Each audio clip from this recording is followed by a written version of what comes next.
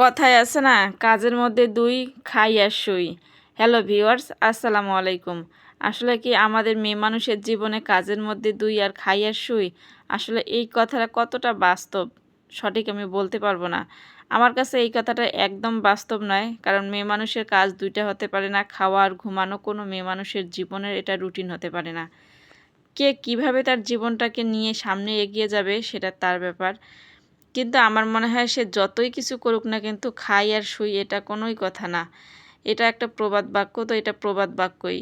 হ্যাঁ, এভাবে যদি আমরা সাজিয়ে গুজিয়ে রেডি করে যদি একবারে রেডি করে নেই, রেডি করে নেয়ার পরে যদি হচ্ছে রান্নাটা উঠায় দেই, তাহলে অনেকটাই ওই যে খাই আর শুইয়ের মতো হয়ে যায়। কারণ দেখা যায় যদি রান্নার দু চুলা দিয়ে দেই, দেওয়ার পরে হচ্ছে দেখা যায় সংসারে আরও আনুষঙ্গিক যেগুলো কাজগুলো থাকে আমরা করতে পারি। একটু পর পর একটু করে এসে নাড়া দেবো আর হচ্ছে সংসারের বাদবাকি কাজগুলো এভাবে হচ্ছে করে নেয়া যায়। তাহলে দেখা যায় একেবারে ২ কাজ হয়ে যাচ্ছে। এপাশে সংসারের বাড়তি কাজগুলোও হয়ে যাচ্ছে, আবার রান্নাবান্নাটাও হয়ে যাচ্ছে। আসলে যতই হোক মেন হচ্ছে রান্নাবান্না সংসারের মধ্যে। এই রান্নাবান্নাটা যত তাড়াতাড়ি হবে বাদবাকি কাজও কিন্তু খুব তাড়াতাড়ি শেষ হয়ে যায়। আমার কাছে যেটা মনে হয়। এজন্য হচ্ছে আগে ঘুম থেকে উঠেই রান্নাঘরে যেতে হয়। এপাশে আমি সব কাজ ফেলায় রাখি, আগে রান্নাঘরে যাই, যে আগে রান্না শেষ করে তারপরে এপাশে কাজগুলো করে নেই। এভাবে যদি আমরা গুছিয়ে রান্না করতে মানে জানি, তাহলে হচ্ছে একেবারে সব কাজে হয়ে যায়। ২ বার আর কি আসতে হয় না। রান্নাঘরে একটু, একটু করে গিয়ে নাড়া দিতে হবে। আর হচ্ছে এপাশে সব কাজ করে নিলেই এভাবেই একবারে সবগুলা হয়ে যায়। আচ্ছা, আজকে রান্না করতেছিলাম মুরগির মাংস দিয়ে আলু, হচ্ছে লাউ একটু ভাজি করে নিচ্ছিলাম। আসলে লাউটা কেন জানি অনেক শক্ত ছিল। তো চিন্তা করলাম যে এই লাউটা রান্না করলে মানে মাছ দিয়ে রান্না করলে হয়তোবা খাওয়া যাবে না, শক্ত, শক্ত হয়ে থাকবে। এইজন্য একটু চচ্চড়ি কিংবা ভাজি করে নেই।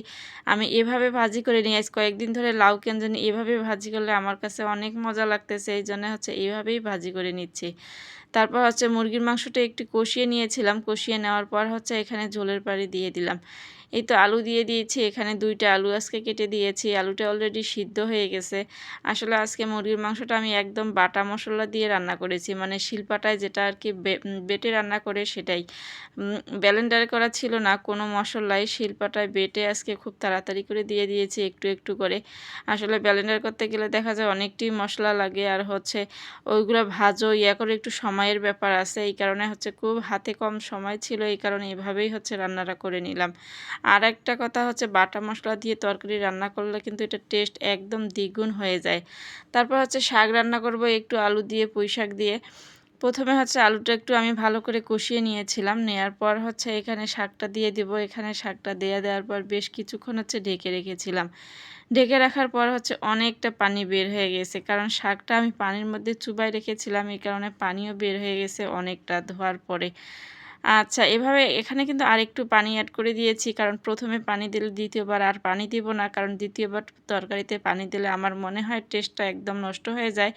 এই কারণে একেবারে পানি দেই, এটাতেই সবকিছু হয়ে যায়। পরে আর টেস্টটা কিন্তু অতটা খারাপ লাগে না খেতে। আজকের ভিডিওটা এই পর্যন্ত। সবাই ভালো থাকবেন, সুস্থ থাকবেন। আমার জন্য দোয়া করবেন। আল্লাহ